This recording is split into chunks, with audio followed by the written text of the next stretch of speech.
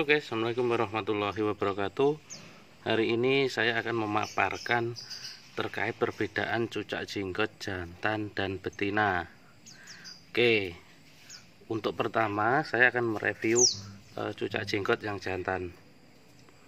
Guys, coba lihat, ini saya sedikit zoom informasi terlebih dahulu. Kedua cucak jenggot saya ini lokal Jawa ya. Dia endemik, dua-duanya endemik Trenggalek, Jawa Timur.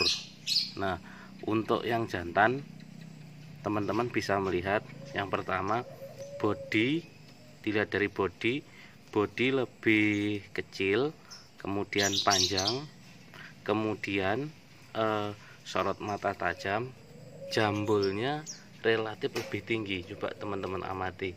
Kemudian di bawah paruhnya untuk jenggotnya itu juga relatif lebih panjang. Teman-teman bisa melihat dari model postur yang paling utama terlihat ketika burung ini mulai birahi, itu sudah terlihat jelas ya. Dari segi warna saya rasa tidak ada perbedaan. Kemudian model ekor dia lebih relatif runcing, mata tajam, paruhnya itu relatif lebih panjang. Teman-teman bisa melihat seperti pada video. Saya dekatkan untuk diamati. Nah, sayang ini agak giras kalau yang jantan. Cuma sudah kelihatan jelas dari segi jambulnya, kemudian dari segi jenggotnya, kemudian posturnya yang panjang, itu terlihat jelas kalau ini menandakan cucak jenggot yang jantan. Nah, bisa diamati ya. Kemudian kita bandingkan dengan yang betina.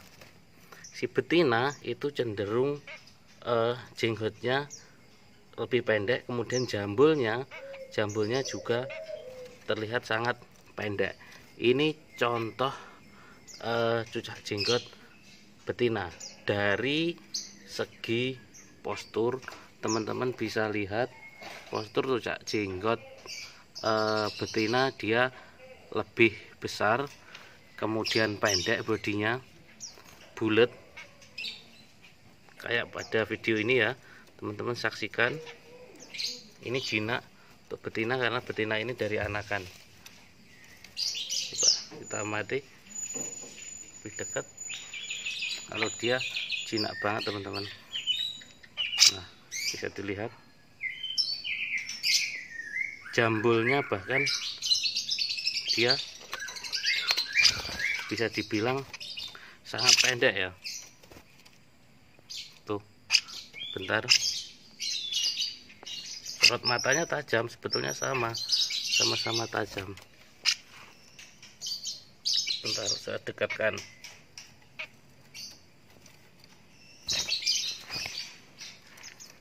Nah, cuma jambulnya dia kelihatan sangat pendek. Kemudian dari segi paruhnya juga relatif pendek tapi lebar, karena dia berfungsi untuk menyuapi anaknya ketika dia sudah berproduksi. Tuh, teman-teman bisa lihat untuk cucak jenggot betina seperti apa. Kalau kita tampilkan dua seperti ini, teman-teman tentu pasti bisa membandingkan. Kalau si jantan tadi dari segi postur dia kelihatan lebih panjang, lebih kecil ya.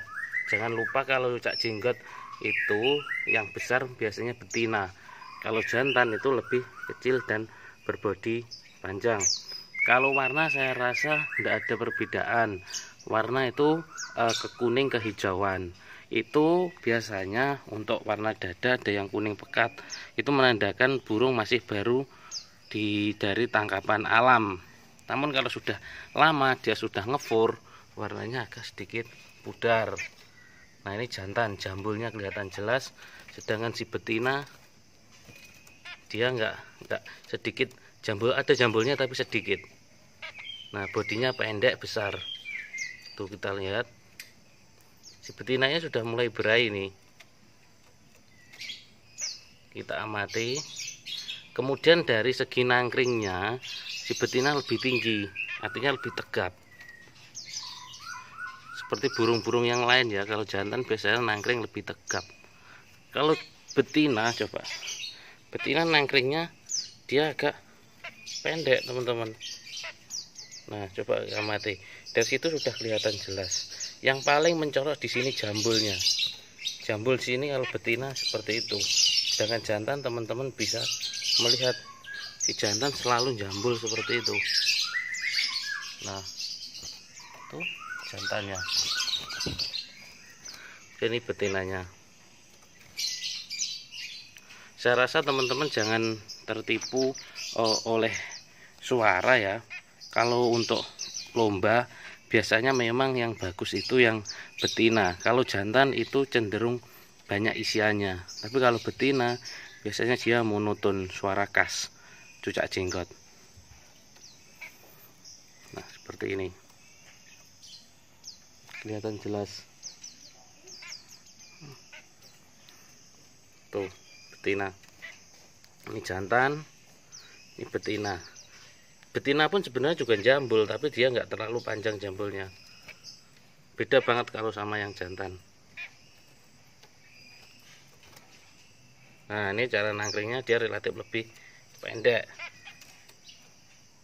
Panjang kakinya lebih pendek maksud saya. Kalau jantan lebih tegap. Teman-teman bisa lihat. Saya harap teman-teman tidak ada yang keliru nanti ketika memilih baik bakalan, cucak jenggot ataupun bahan untuk ternak yang sudah dewasa. Itu saya harap teman-teman dari referensi saya ini tidak ada masalah dan memperoleh gambaran terkait calon indukan, dan jangan sampai keliru.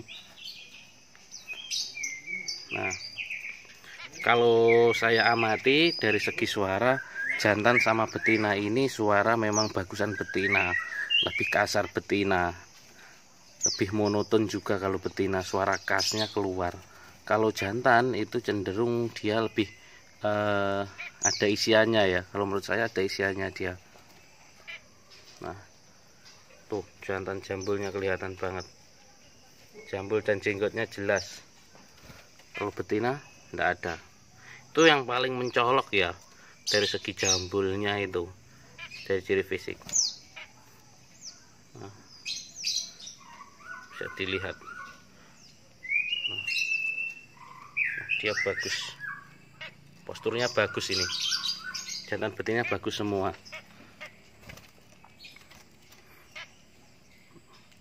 Jangan sampai salah nanti kalau memilih, kalau mau cari betina pilih yang bodinya bulat pendek, itu cenderung pasti betina besar.